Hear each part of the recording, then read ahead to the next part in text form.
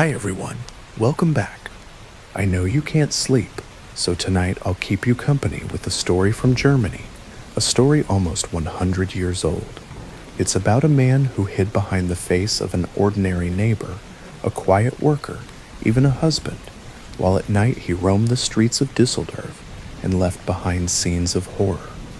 People came to call him the vampire of Düsseldorf. His name was Peter Kürten, and his story is one of the darkest in true crime. Before you drift off, do me a small favor and tap the like button and subscribe, but only if you actually enjoy what I do here. Drop a comment telling me where you are listening from and what time it is for you. Now dim those lights, flip on a fan for that gentle background hum, and tuck yourself under the sheets. Peter was born on May 26, 1883, in Mulheim am Rhein, the third of 13 children in a family already drowning in poverty. Imagine a small apartment with too many bodies pressed inside, children fighting for space on the floor to sleep, a kitchen where bread was never enough, and a father who was drunk more often than he was sober. That father was violent, feared by the whole family. He beat his wife regularly and turned the same fists on the children whenever he pleased. Neighbors sometimes heard the crashes and cries through thin walls, but in those days family violence was kept behind closed doors. For Peter, there was no refuge, not even in his own bed. Later, psychiatrists would look at his childhood and see the roots of what came after. The poverty, the constant fear, the humiliation at the hands of his father, all of it hardened him early. But Peter also discovered something about himself that set him apart from the other children. Out in the fields, boys amused themselves by throwing stones at animals or tormenting strays. Most of them grew bored and wandered away. Peter didn't. When he saw the blood of an animal, he felt something stronger than curiosity. He felt pleasure. By 9 years old, he had realized that pain, blood, and violence stirred something deep inside him, something he didn't understand, but something he could never forget. By the time he was 13, Peter couldn't stand his father's violence anymore. He ran away from home, but the streets gave him no safety. He begged, stole food, and slept wherever he could. His crimes began small, petty thefts, burglaries, but he was soon caught and sent to juvenile detention. Prison in Germany at the turn of the century was harsh. The cells were cold, the food was meager, and the guards were cruel. Young offenders were beaten, humiliated, and broken down. Rehabilitation wasn't the goal. When Peter was released, he came out more bitter and more damaged. In 1899, at just 16 years old, he tried to kill for the first time. He lured a young girl into a quiet spot and tried to strangle her. She survived, but Peter later admitted he felt no guilt. Instead, he felt exhilarated. He had crossed a boundary, and the thrill of that moment never left him. The years that followed were a cycle of crime and punishment. He was arrested again and again for robbery, for theft, for assault, for arson. Arson became one of his favorite crimes. Fire fascinated him. He would set blazes and then stand back, watching as flames consumed a building, the glow lighting up the night sky. He admitted later that watching fire gave him the same feeling as watching blood flow. Fire and blood became linked in his imagination. Despite this life of drifting and crime, in 1921, Peter did something unexpected. He married a woman named Auguste. She was older than him, and she carried her own darkness. She had been imprisoned years before for killing her fiancé in a jealous rage. Perhaps this strange shared shadow bonded them. To neighbors, Peter seemed calm, polite, and ordinary. He worked simple jobs, paid rent, and gave no reason for suspicion. He lived what looked like a modest, stable life. His wife had no idea what he did once night fell, because at night, While the city quieted and the factory workers trudged home, Peter walked the streets. Düsseldorf in the late 1920s was a bustling industrial city, full of workers, trams, and crowded bars. But in the darkness of side streets and alleys, danger lurked. In February of 1929, the danger showed itself. His first confirmed victim was a young woman named Rosa Oliger. He attacked her with a knife and stabbed her to death. Later, he admitted that seeing her blood overwhelmed him with excitement, filling him with the same forbidden thrill he had first felt as a child. From that night on, he was no longer just a thief or an arsonist. He was a killer. The murders that followed shocked the city. They seemed random. A child snatched from the street, a woman walking home from work, an unsuspecting man attacked without warning. Some victims were strangled, others stabbed, others beaten with a hammer. The brutality was shocking, but what terrified people even more was the lack of pattern. Anyone could be next. One of his most disturbing murders was of an 8-year-old girl. He strangled her, stabbed her repeatedly, and left her body in a field.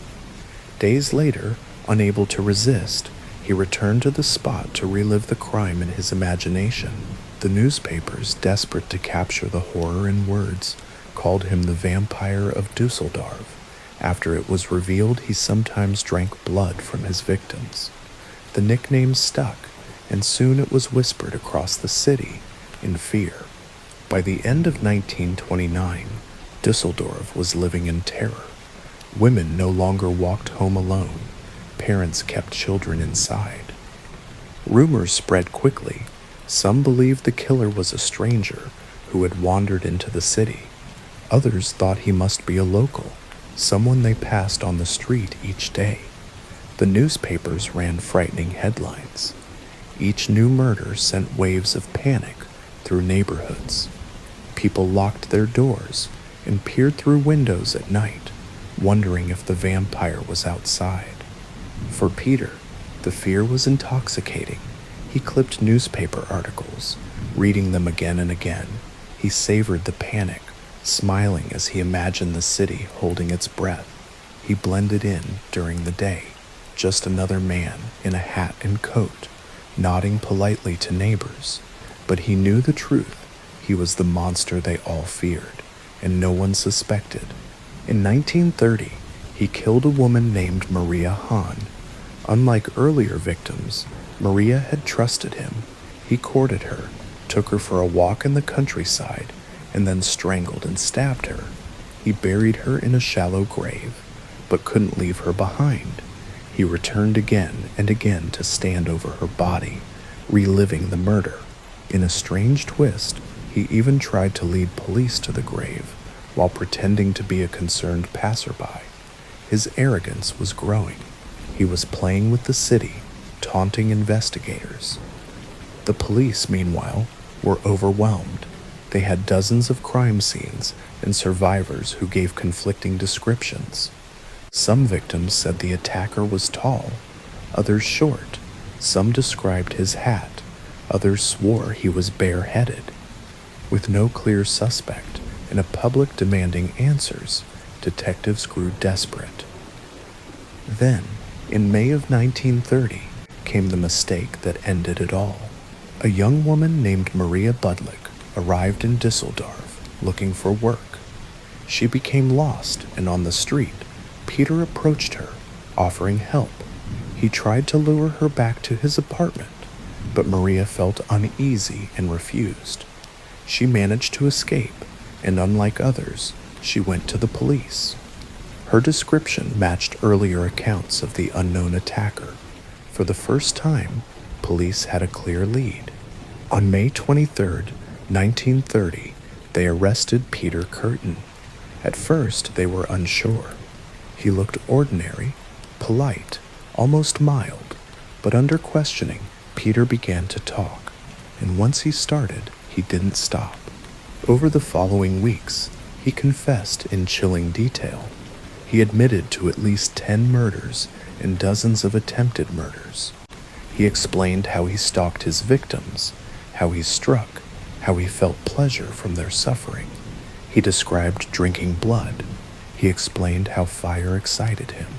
He spoke calmly, as if discussing the weather. Detectives filled hundreds of pages with his words.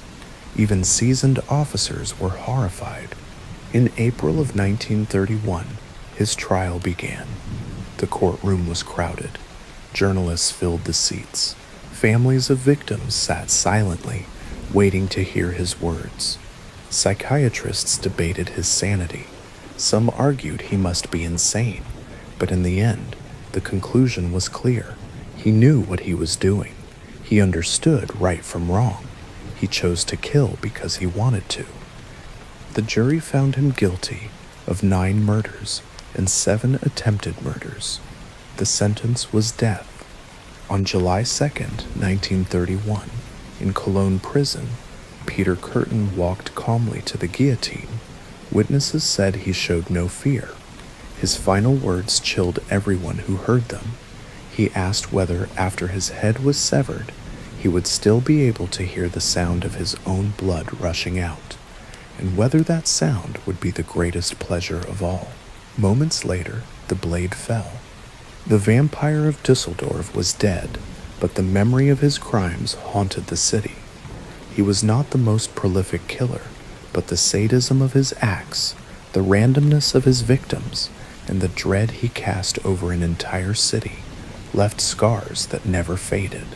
His story remains one of the most disturbing in true crime history. Thank you for staying with me tonight. If you're still awake, let me know where you're listening from, and don't forget to like, share, and subscribe so you won't miss the next story. For now, good night, and stay safe. The Candyman, Dean Corll and the Houston Mass Murders. This is a story from Texas, a story that is as unsettling as it is tragic. It's about a man who looked ordinary, even friendly, but who carried one of the darkest secrets in American true crime. People knew him as the Candyman because he gave sweets to local children. His real name was Dean Corll, and what he did in Houston in the early 1970s still stands as one of the worst cases of serial murder in the United States. Dean Arnold Corll was born on Christmas Eve, 1939, in Fort Wayne, Indiana. His childhood was complicated and far from stable. His parents' marriage was rocky, filled with arguments and separations. His father was strict, cold, and distant, while his mother was controlling and protective of her sons. They divorced, remarried, and divorced again, and Dean moved between households, never fully settled. He was a quiet child, shy and withdrawn, often described as polite, but lacking close friendships. Teachers remembered him as obedient, almost invisible. He wasn't the sort of boy who drew attention, but he wasn't happy either. When Dean was a teenager, the family moved to Houston, Texas. His mother opened a small candy company called the Pecan Prince, where Dean and his younger brother worked. Dean took on responsibility at the factory, running the machines, packaging sweets, and making deliveries. For children in the neighborhood, the candy factory was a place of wonder.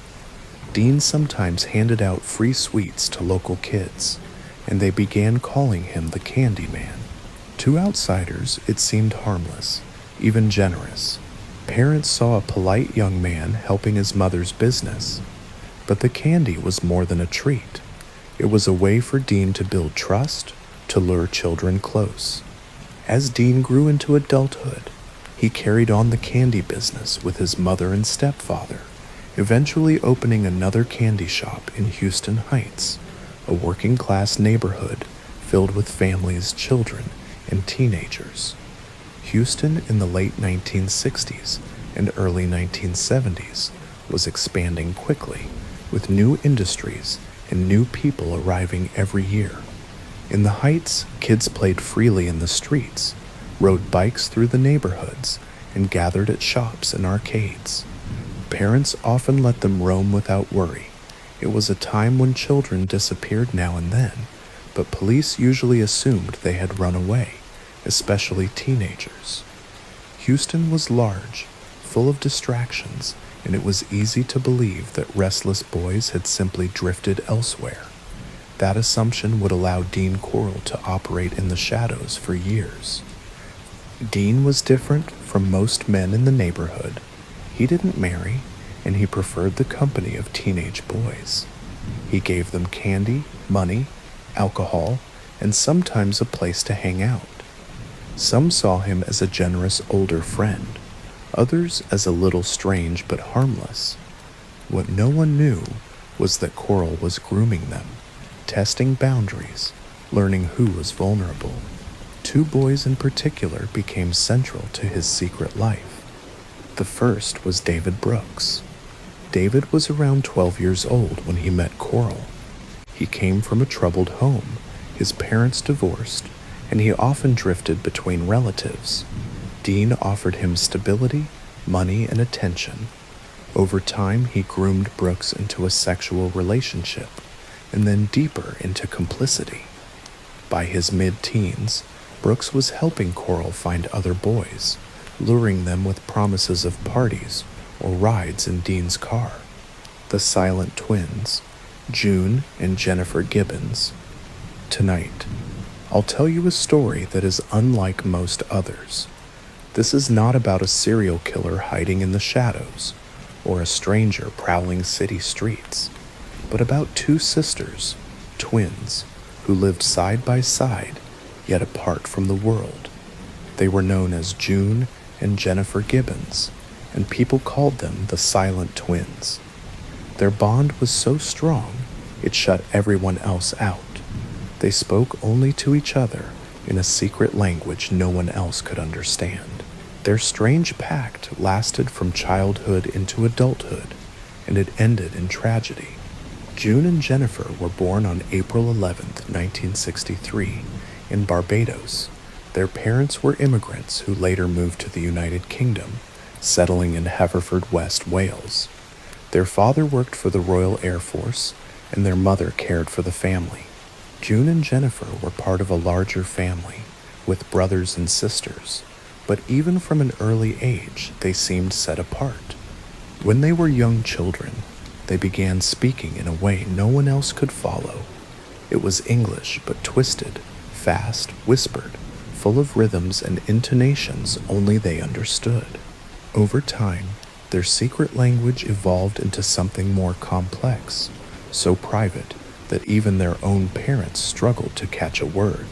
Teachers noticed that when spoken to, the girls stayed silent.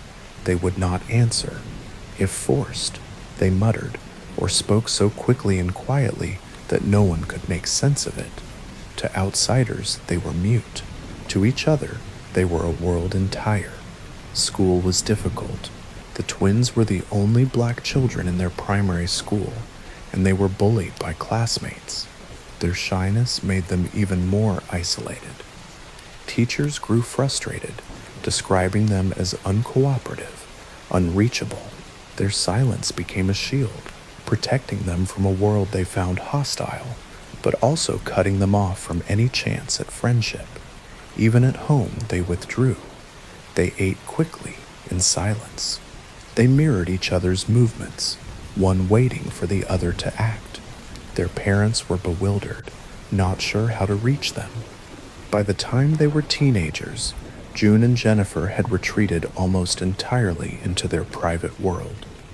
They spent hours locked in their bedroom, speaking only to each other in their fast, secret language. They wrote stories together, filling notebooks with dark, elaborate tales of crime, romance, and death. In their writing, they created imaginary worlds where their characters lived out violent fantasies, characters who killed, who burned, who loved with intensity. Their diaries, discovered later, revealed how deeply they turned inward.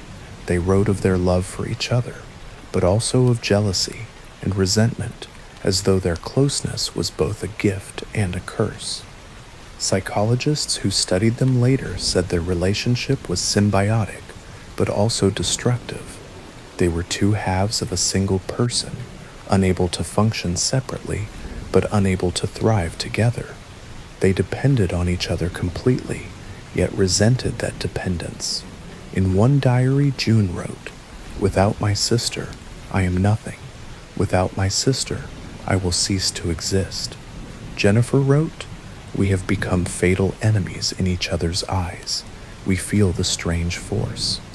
One day, she will have to die, and then I will be free." As teenagers, the twins became restless. They wanted to break free, to experience the world they had shut out for so long. But their attempts came out in destructive ways. In the late 1970s and early 1980s, they began engaging in petty crimes, shoplifting, vandalism, even arson. They set fires, watched buildings burn, and wrote about it afterward in their diaries. Police arrested them multiple times, but they remained withdrawn, silent, almost catatonic during questioning. Judges and doctors didn't know what to do with them. In 1981, at just 18 years old, June and Jennifer were sentenced to indefinite detention at Broadmoor Hospital, a high-security psychiatric facility in England. They were sent there after being convicted of property damage, including arson. Broadmoor was known for housing some of the most dangerous criminals in Britain, yet these two small, silent sisters were placed behind its walls. For the next 11 years, they remained there, surrounded by other patients but locked in their own private universe. Life in Broadmoor was strict, controlled, and often frightening. For the twins, it was a kind of limbo. They continued to write, filling journals with their thoughts, their stories, their battles with each other. Doctors tried therapy, medication, interviews, but progress was minimal. The sisters maintained their silence with others, speaking freely, only to each other. Their bond seemed unbreakable, but their diaries told another story, that one of them had to die so the other could live. Over time, it became clear to those around them that Jennifer was the dominant twin. She controlled much of what they did, and June often seemed submissive, waiting for cues from her sister. But Jennifer also expressed bitterness at being trapped in the role. Their relationship was both a prison and a lifeline. Doctors observed that when they were separated, they shut down completely, but together they were caught in a destructive loop, unable to break free. In 1993, after 11 years in Broadmoor, authorities decided to transfer the twins to a lower security facility, believing they were no longer dangerous. The decision seemed to promise them freedom at last, but what happened next shocked everyone. On the journey to their new home, Jennifer fell unconscious. She was rushed to the hospital and pronounced dead shortly after. She was only 29 years old. The cause of death was sudden inflammation of the heart, a condition called myocarditis. No drugs were found in her system. There was no warning, no clear explanation. But June later told journalists that Jennifer had agreed to die so she could be free. In her words, "We had made a pact. One of us had to die, and she chose to go." After Jennifer's death, June changed dramatically. She began speaking to others, slowly at first, then more openly. She engaged with the world in a way she never had before. It was as if her sister's death had unlocked her silence. She was released from psychiatric care a year later, and she went on to live quietly in Wales. The story of the silent twins remains one of the strangest in psychiatric history. Two sisters so bound together that they shut out the world, creating their own private language, their own private universe. Their silence was their bond, but also their curse. In the end, one of them died young, and the other finally began to live. It's a story that leaves more questions than answers. Were they victims of mental illness, of circumstance, or did their bond simply grow so strong it became impossible for both to survive? Thank you for staying with me tonight for this haunting case. If you're still awake, let me know where you're listening from. And don't forget to like, share, and subscribe so you won't miss the next story. For now, good night and stay safe. The second was Elmer Wayne Henley, a teenager from the same neighborhood. At first, Henley resisted Coral's advances, but Dean offered him money, sometimes as much as $200 for every boy he brought to the house. Henley was poor, his family struggling, and the money was too tempting. He began introducing his own friends and acquaintances to Coral, telling himself it was just for cash, not knowing or not admitting to himself what was really happening inside Dean's house. By the time he realized the full horror, he was already in too deep. The murders began quietly in 1970. A boy would go missing after school, and his parents might assume he had run away. Another would vanish after a party, his family begging police to search. But the cases seemed scattered, unconnected. Houston police had no idea that a predator was systematically luring boys into his home. Over the next 3 years, Coral would murder at least 28 teenagers, making the Houston mass murders the worst case of serial killing in American history up to that time. Dean's method was terrifyingly methodical. Once Brooks or Henley lured a boy to his house, Dean would overpower him and tie him to a plywood board fitted with handcuffs and restraints. The board became infamous later as the torture board. For hours, sometimes days, he kept victims bound. He tortured them with whips, pliers, and knives. He sexually assaulted them, often while forcing Brooks or Henley to assist. When he was finished, he killed them, usually by strangulation, sometimes by shooting. Then he disposed of the bodies in one of 3 places: a rented boat shed in southwest Houston, a nearby beach, or woodland areas on the edge of town. At first, no one connected the disappearances. Police often dismissed the cases as runaways, and with Houston growing so quickly, it seemed possible the boys had left for work elsewhere. But parents knew better. They insisted their sons would never run away, that something had happened to them. Their pleas were often ignored. Meanwhile, Coral continued killing. One of the earliest victims was a boy named Jeffrey Conan, just 18, who disappeared in 1970. Others followed quickly. 14-year-old brothers, Donald and Jerry Waldrop, vanished on their way to play basketball. 13-year-old Charles Cobble and his friend Marty Jones disappeared together. 15-year-old David Hillagist, who was friends with Brooks, vanished walking to a pool hall. His parents searched desperately, printing flyers and begging police to investigate. No one suspected that David's own friend, David Brooks, had delivered him to Dean Coral. Over the next 2 years, more boys disappeared. Brothers, cousins, best friends. 17-year-old Joseph Lutt, 14-year-old Billy Lawrence, 15-year-old John Sellers, and many more. Each time, families pleaded for help. Each time, police assumed runaways. The disappearances continued. By 1972, whole neighborhoods were on edge. But the Candyman kept smiling, handing out sweets and blending into the background. Corpon's relationship with Henley grew more complicated. Henley sometimes tried to bring in victims reluctantly, even turning in people he knew well. But over time, he began to see the horror for what it was. He told friends he knew something terrible was happening, but he stayed tied to Dean by fear and by money. The hold Corporal had over his accomplices was a mixture of manipulation, bribery, and intimidation.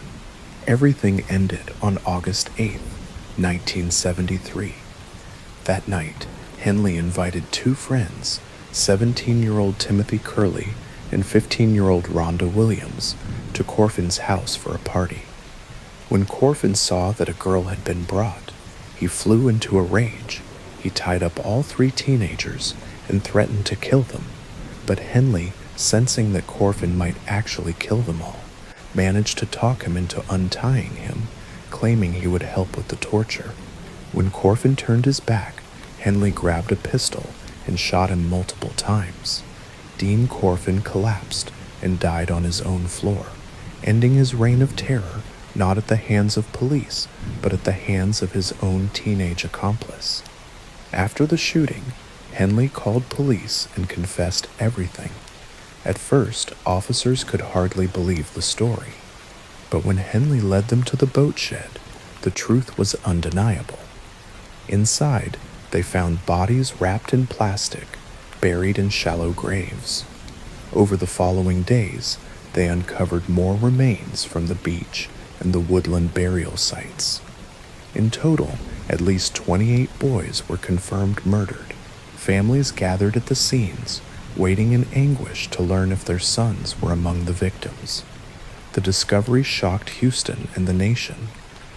The Candyman, the neighbor who gave out sweets, had been luring boys into a house of horror for 3 years, while the city looked the other way. The police faced heavy criticism for dismissing the disappearances as runaways. Parents wept, devastated not only by the loss of their sons, but by the knowledge that their cries for help had been ignored. David Brooks and Elmer Wayne Henley were both tried and sentenced to life in prison for their roles in the murders. Henley, who had killed Coral, described in court how the crimes unfolded, his testimony chilling in its detail. Brooks, quieter, admitted to luring many of his friends, but insisted he never killed anyone himself.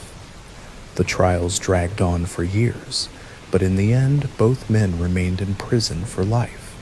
Dean Coral's crimes became known as the Houston mass murders. At the time, it was the largest case of serial murder in American history. The sheer number of victims, the involvement of teenage accomplices, and the years of silence shocked the nation. Even today, the case remains one of the darkest chapters in Texas crime. For the families, the pain never faded. Some never recovered their sons' remains. Others lived with the knowledge that their children had been betrayed by someone they thought was a friend. The name Candyman, once innocent, became forever tainted. It became a reminder that evil can hide in the most ordinary places, in a neighbor's smile, in a man handing out candy, in a house just down the street. Thank you for staying with me tonight. If you're still awake, let me know where you're listening from, and don't forget to like, share, and subscribe so you won't miss the next case. For now, good night, and stay safe. The Hinterkaifeck Farm Murders. I'll tell you a story from rural Germany, a story that has lingered in whispers for more than a century. It is about a farm, a family, and a night of horror in 1922. 6 people were slaughtered, and to this day, no one knows who the killer was. The case is known as the Hinterkaifeck murders. The farm of Hinterkaifeck lay about an hour north of Munich, near the small town of Grubern in Bavaria. It was isolated, surrounded by fields and forest, far enough from neighbors that the family lived mostly on their own. The farmhouse was sturdy, built of wood and stone, with stables for livestock and a barn. It looked like any other farm of the region, but inside it lived a family with secrets, tensions, and fears. The head of the household was Andreas Gruber, 63 years old.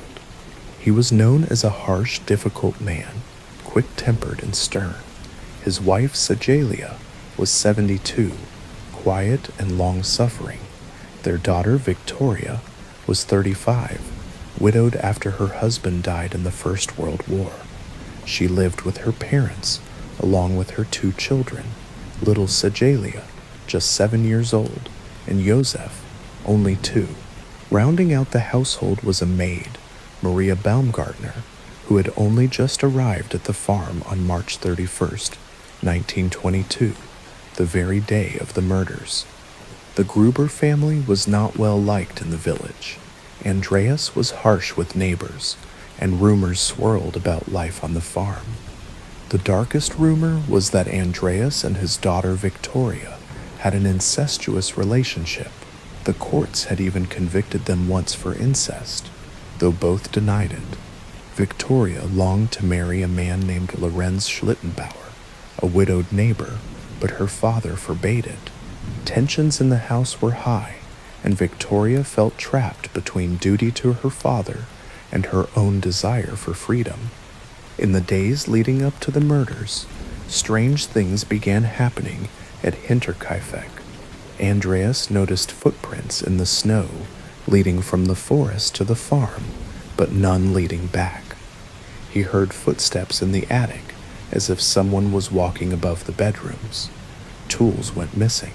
A newspaper from a distant town was found in the house, though no one remembered buying it. Even the keys to the farmhouse disappeared. Andreas told neighbors about these odd events, but they brushed it off.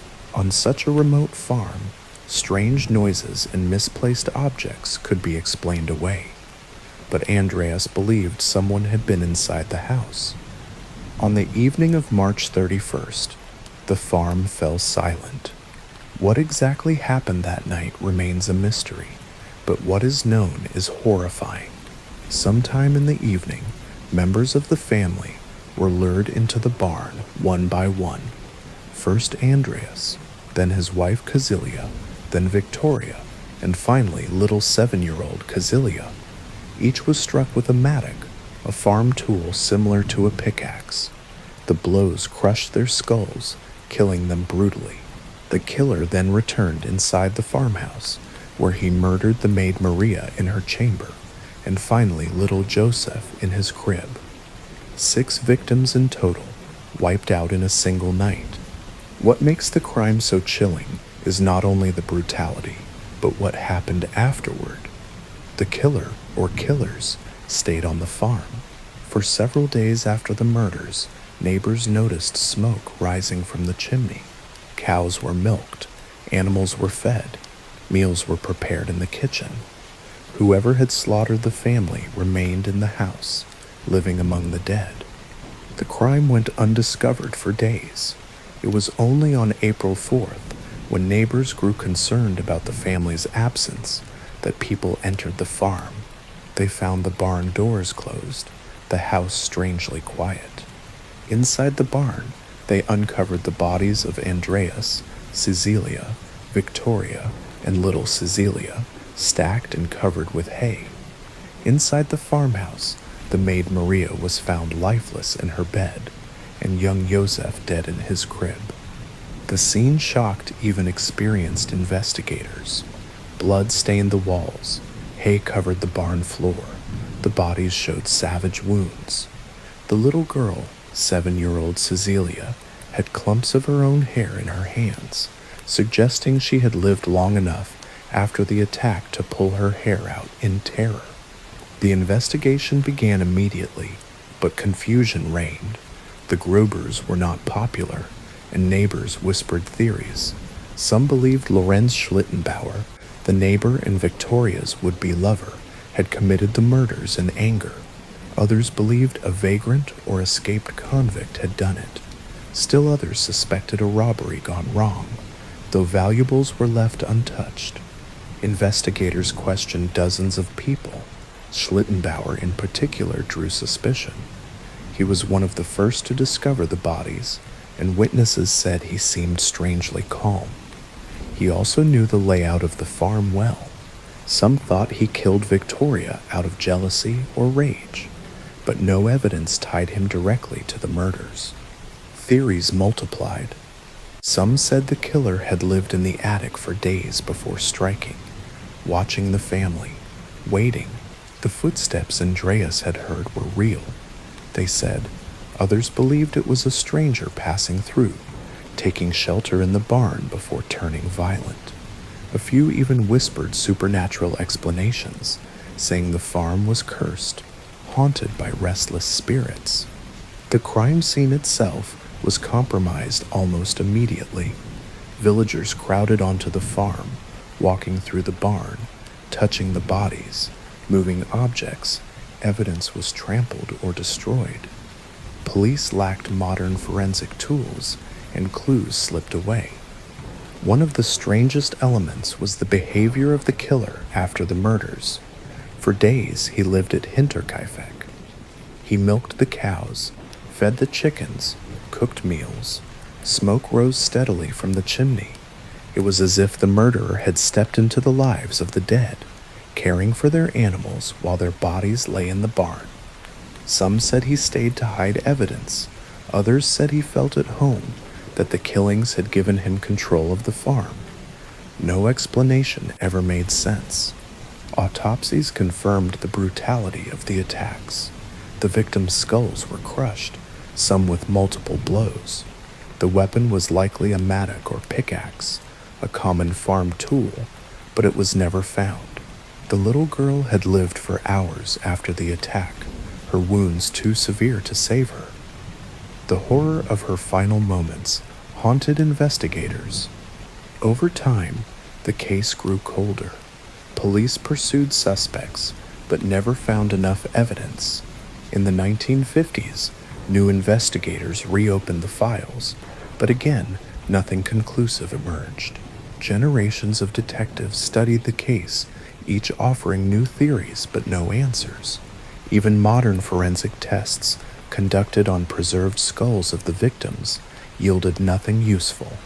The murders of Hinterkaifeck remained unsolved. The farmhouse itself became a place of dread. Villagers avoided it. Stories spread that it was haunted, that voices could be heard in the barn at night. Eventually, the farm was demolished. Today, only a memorial stands at the site, marking where the family once lived and died. The Hinterkaifeck murders remain one of the most famous unsolved crimes in German history. 6 people killed in their home, the killer never found. Was it a jealous neighbor, a vagrant passing through, or someone who lived closer to the family than anyone suspected?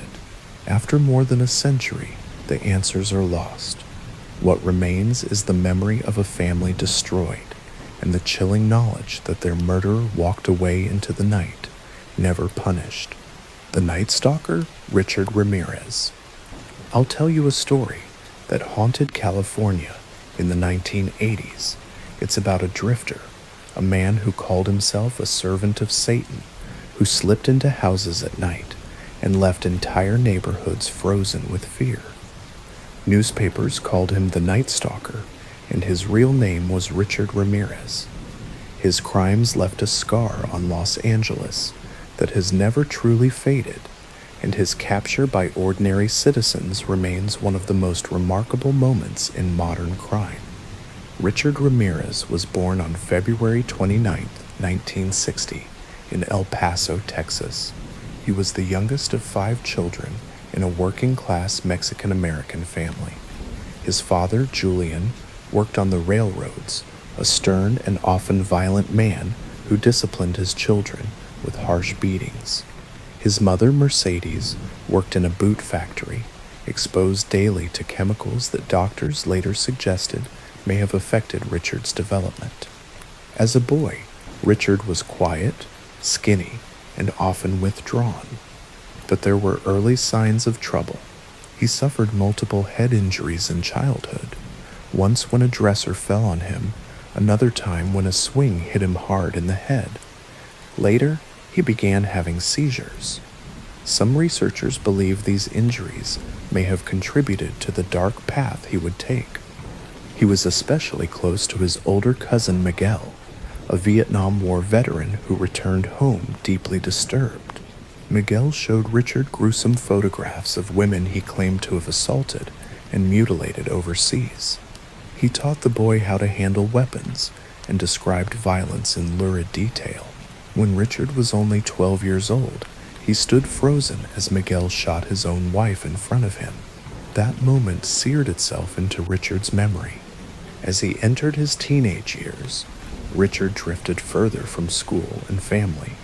He developed a fascination with Satanism, with drugs, and with crime. He stole cars, broke into houses, and began experimenting with violence against animals. By the time he left El Paso in his early 20s, he was already on a dangerous path. He hitchhiked west, eventually settling in Los Angeles. Homeless at times, addicted to cocaine, he drifted between cheap motels and the streets. To most people, he looked like a gaunt, disheveled drifter. But at night, he became something else entirely. The attacks began in 1984. His first known murder was that of Jenny Vincow, a 79-year-old woman in Los Angeles. Ramirez broke into her apartment at night, stabbed her repeatedly, and slashed her throat. The brutality shocked investigators, but at the time, no one knew it was the beginning of a long series of crimes. In 1985, the killings accelerated. Ramirez prowled neighborhoods at night, slipping into homes through unlocked windows or doors. He carried guns, knives, and a tire iron. His attacks were random, his victims chosen without pattern. Young and old, rich and poor, men and women, all were targets. He often shot or stabbed his victims, then assaulted women and sometimes children. He left behind scenes of horror, blood, symbols, signs of torture. What terrified Los Angeles most was the randomness. Unlike other killers who targeted a type, women of a certain age, or people in certain jobs, Ramirez attacked anyone. One night it was an elderly couple in their home. The next, a young woman walking from her car. The following week, a family sleeping in their beds. The unpredictability meant that no one felt safe. He also left behind messages that deepened the fear. At one crime scene, he drew a pentagram on a wall and forced a victim to swear allegiance to Satan. He muttered about the devil during attacks, telling victims to pray to Lucifer. The newspapers seized on these details, branding him the Night Stalker and painting him as a satanic killer. The city of Los Angeles, already struggling with crime and poverty, seemed under siege by a figure out of nightmares. The killings spread beyond Los Angeles into San Francisco, where Ramirez struck in June of 1985. The mayor of San Francisco publicly announced that a particular shoe print had been found at crime scenes, a rare Avia sneaker, size 11.5. Ramirez read the newspapers too. Furious at the leak, he threw his shoes off the Golden Gate Bridge, destroying key evidence but confirming his awareness of the hunt. The police worked tirelessly, linking cases through ballistics, shoe prints, and descriptions. Survivors described a tall, gaunt man with rotting teeth, bulging eyes, and a foul odor. Sketches were circulated, and slowly the city began to realize the Night Stalker was real and still out there. Meanwhile, paranoia spread. Families nailed their windows shut, bought guard dogs, and formed neighborhood watches. Gun sales soared. People whispered that Satan himself had come to Los Angeles. Every night, Angelenos locked their doors with shaking hands. The sound of a creak on the stairs or a knock at the window sent chills through entire households. The break came in late August of 1985. Ramirez had stolen a car and left a fingerprint inside. Police matched it to Richard Ramirez, a 25-year-old drifter already known for minor crimes. They released his photograph to the public. Overnight, his face was everywhere, in newspapers, on television, plastered on street corners. On August 31st, Ramirez boarded a bus in Los Angeles, unaware that his identity had been exposed. Passengers recognized him immediately. Whispers spread through the bus. When he got off and walked through the streets of East Los Angeles, people pointed and shouted. He tried to steal a car, but a group of citizens chased him down. They struck him with a metal bar, pinned him to the ground, and held him until police arrived.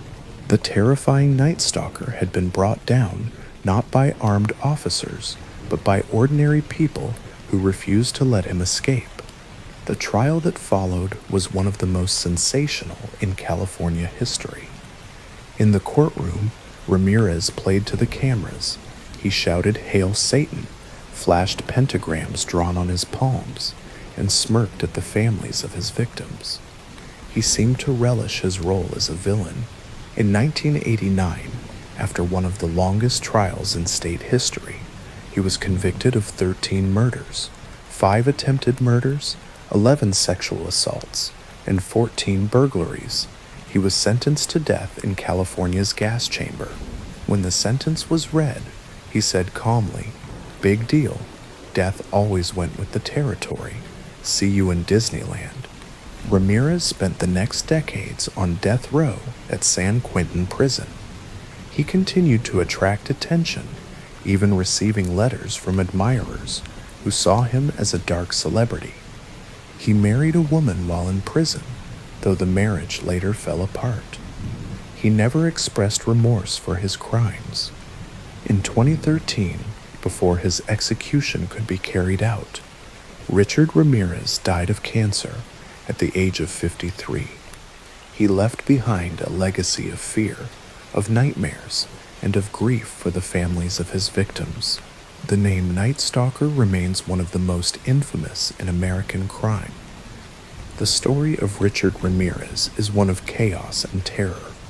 A drifter shaped by violence, drugs, and dark obsession, he turned California into a hunting ground and forced millions of people to confront their worst fears. Yet in the end, he was not brought down by Satan or by his own cunning, but by the courage of ordinary citizens who refused to let him slip away. The Icebox Murders of Houston. I'll tell you a story from Houston, Texas, a story that begins with a quiet couple, a strange family dynamic, and ends with one of the most shocking discoveries ever made inside an ordinary house. It became known as the Icebox Murders, and to this day, it remains unsolved. The year was 1965. The United States was in the middle of enormous change. The civil rights movement was at its height. The Vietnam War was escalating. Families were moving into the suburbs. Televisions glowed in living rooms, and Houston was booming with oil money and new neighborhoods.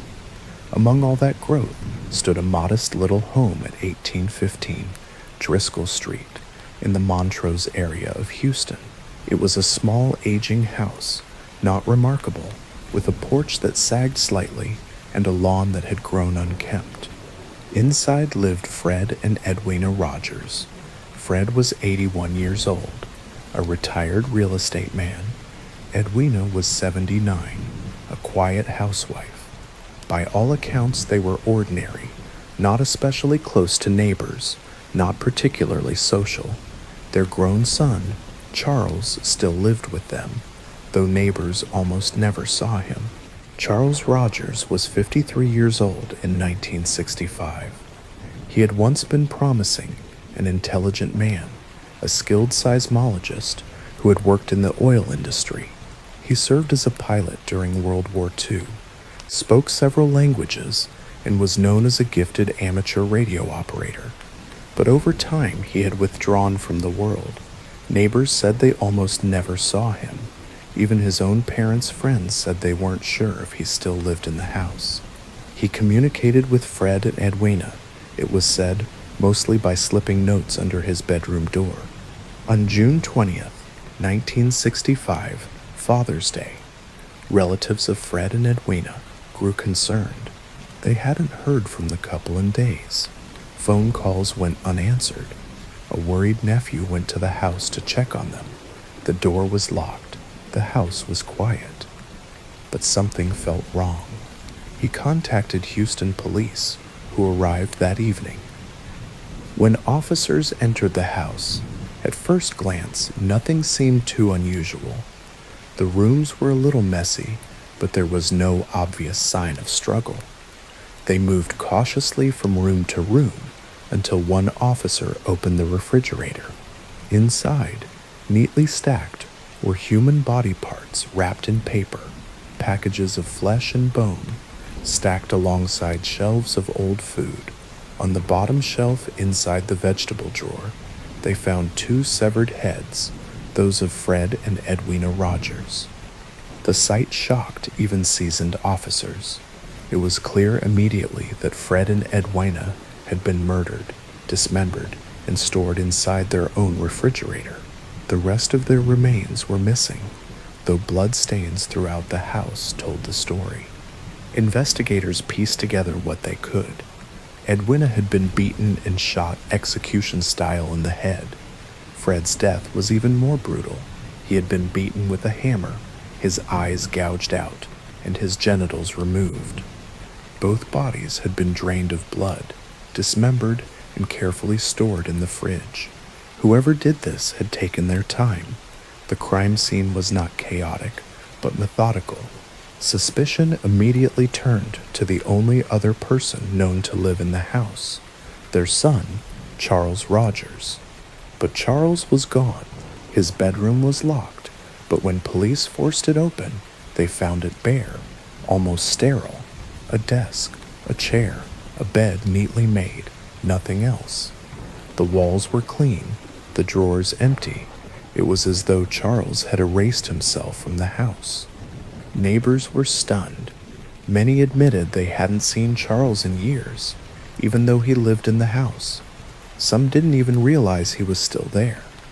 Those who remembered him described a reclusive, strange man who left the house before dawn and returned after dark, sometimes disappearing for days. No one knew where he went or what he did. He seemed to live in shadows, avoiding any contact. The police launched a manhunt. They traced Charles's car, a Ford sedan, found abandoned in a parking lot near Houston's Hobby Airport. But there was no evidence he had boarded a flight, no record of tickets purchased, no sign of where he had gone. It was as if he had vanished into thin air. In the days after the discovery, Houston buzzed with rumors. Newspapers called it the Icebox Murders, and the shocking details filled headlines. How could a quiet, elderly couple meet such a gruesome end? Why had their son disappeared, and where was he now? Investigators dug into Charles's background. What they found deepened the mystery. Charles had been an accomplished seismologist, working for Shell Oil, but he quit abruptly. He was highly intelligent, with a reported IQ of 140, and fluent in several languages. But he was also paranoid. He installed locks and barricades in his room. He communicated with his parents by notes rather than speaking to them. Some said he resented them deeply, that he believed they were living off his money, controlling his life. Others claimed he suffered from delusions and paranoia, possibly schizophrenia. The crime scene suggested planning, the precision of the dismemberment, the careful storage of body parts, the lack of fingerprints, all hinted at someone methodical, perhaps trained. Some theorists believe Charles, with his background in science and radio, might have been involved in intelligence work, maybe even the CIA. His sudden disappearance fueled wild speculation. Over the years, theories multiplied. Some believed Charles killed his parents in a fit of rage after years of resentment. Others thought he had planned it for months, waiting for the right moment to free himself from them. A few went further, suggesting he had been a contract agent or connected to larger conspiracies, even tying him, without evidence, to the assassination of President John F. Kennedy 2 years earlier in Dallas. What is certain is that Charles Rogers was never found. The FBI tracked leads for years. Reports came in from Mexico, Canada, even South America. None were confirmed.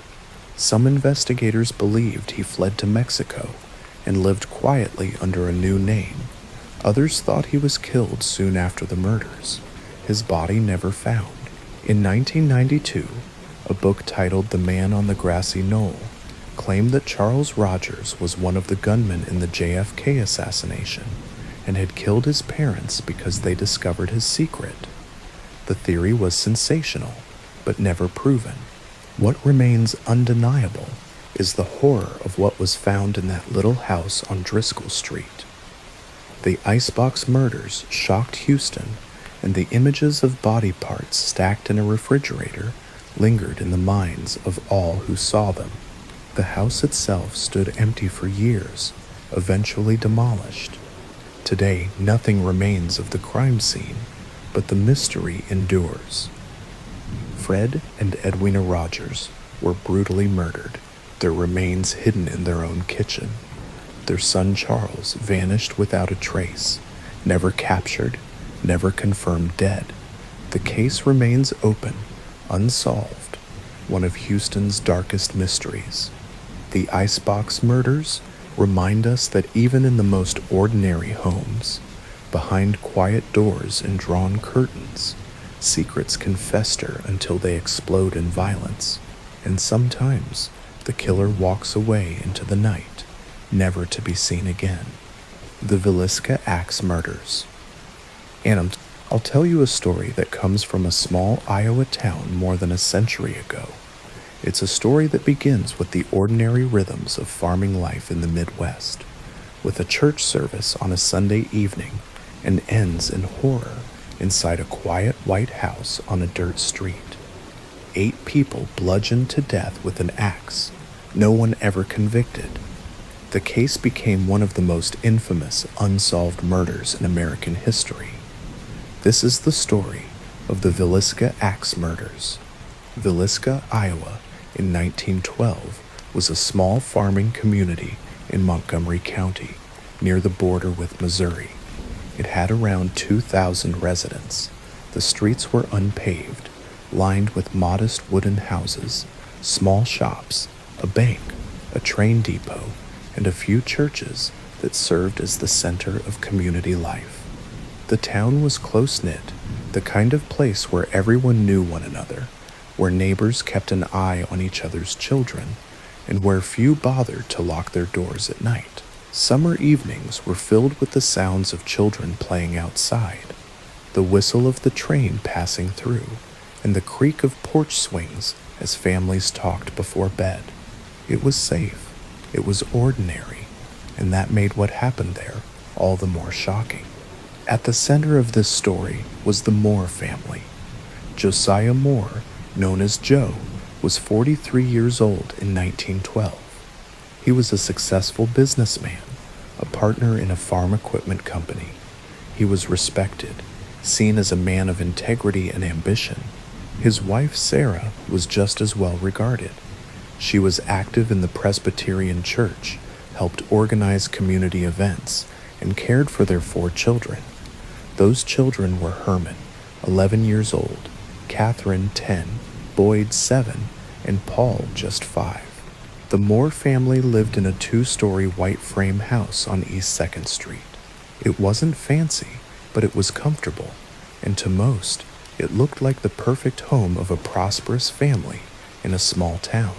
Sunday, June 9th, 1912, was a special day in Villisca.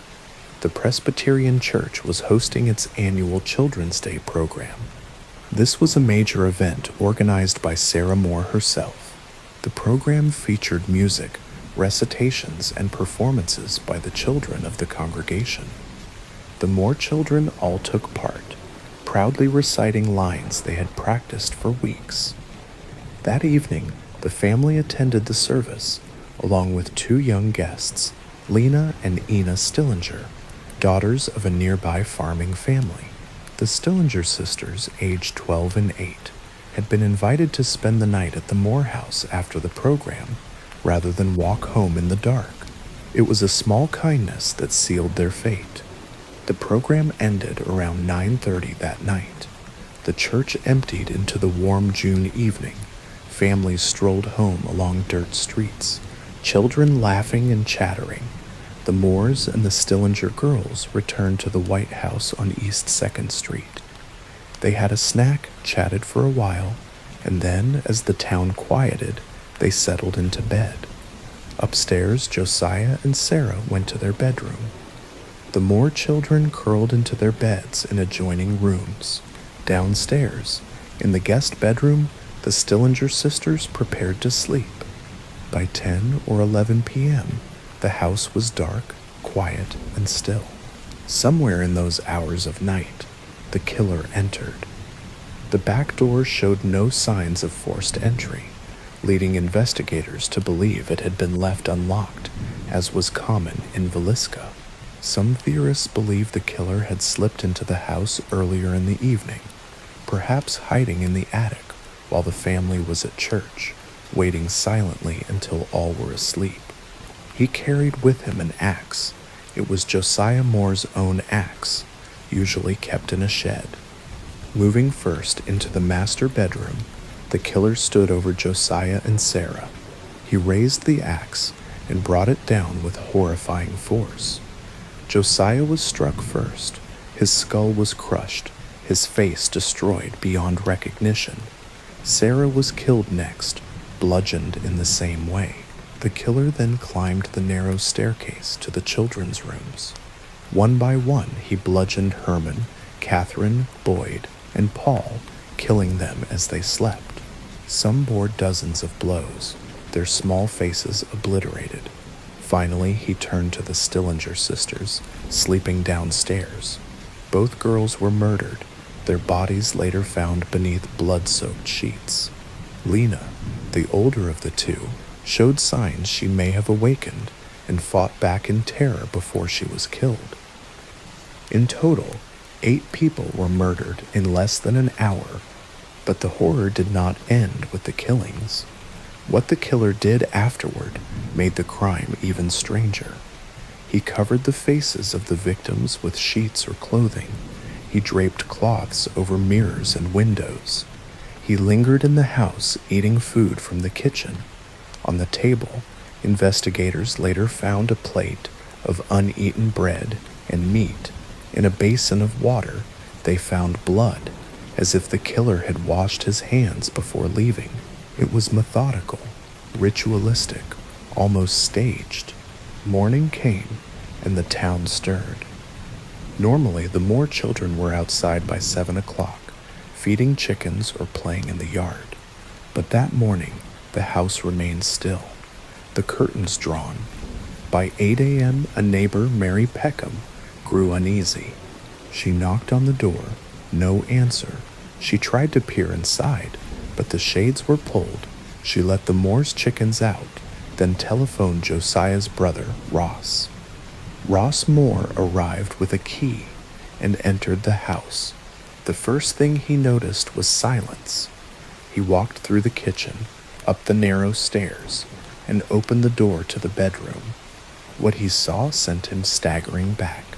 He rushed out of the house and told Mary to call the marshal. Marshal Henry, Hank Horton, arrived quickly. Entering the house, he confirmed the worst. The entire family and the 2 Stillinger girls were dead. Blood was everywhere. Beds were soaked. The ceilings bore marks from the axe striking with such force that it gouged wood overhead. Horton ordered the house sealed, but it was too late. Word had already spread. Within hours, crowds gathered outside. Curious neighbors, reporters, even strangers flooded the yard. Many walked through the house before authorities could stop them, contaminating the scene. Evidence was trampled. Objects were moved. In those early moments, the chance to secure crucial clues was lost. The coroner's report described the brutality in detail. Josiah had been struck more than 30 times. His head was so badly damaged that his eyes were missing. Sarah and the children had each been struck multiple times. Little Catherine's face was unrecognizable. Lena Stillinger showed a defensive wound, a cut on her arm, suggesting she awoke and tried to fight. For the others, death likely came as they slept. The murders horrified Villisca and drew national attention. Newspaper headlines screamed of the Villisca horror and the axe murders.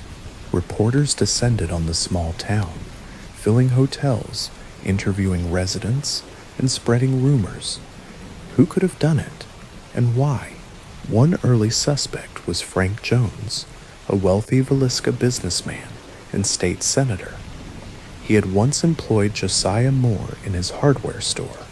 The two men had a bitter falling out when Josiah left to start his own store and took a major John Deere account with him.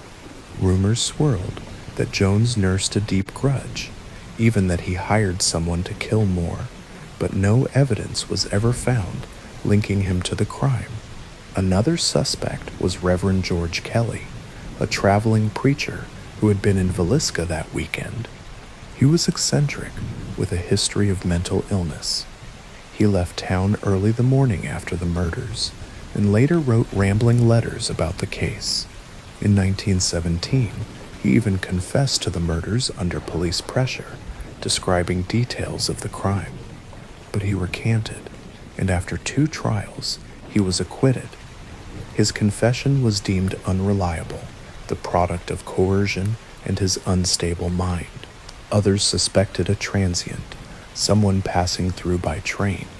The railroad ran close to Villisca, and drifters often camped nearby. Perhaps a stranger entered the house that night, killed, and vanished. Some investigators connected the case to similar axe murders across the Midwest, in Kansas, Illinois, and Colorado, where families were found bludgeoned in their sleep in eerily similar ways. Was there a serial killer roaming the rail lines, striking at random?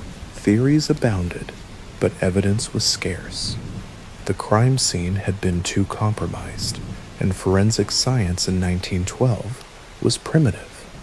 There were no fingerprints taken, no photographs of the bodies before they were moved, no preservation of blood patterns. Every lead seemed to dissolve. Meanwhile, Villisca changed. Families who once left doors unlocked began locking them at night. People kept lanterns burning, slept with guns nearby. The town that had felt so safe was now haunted by fear.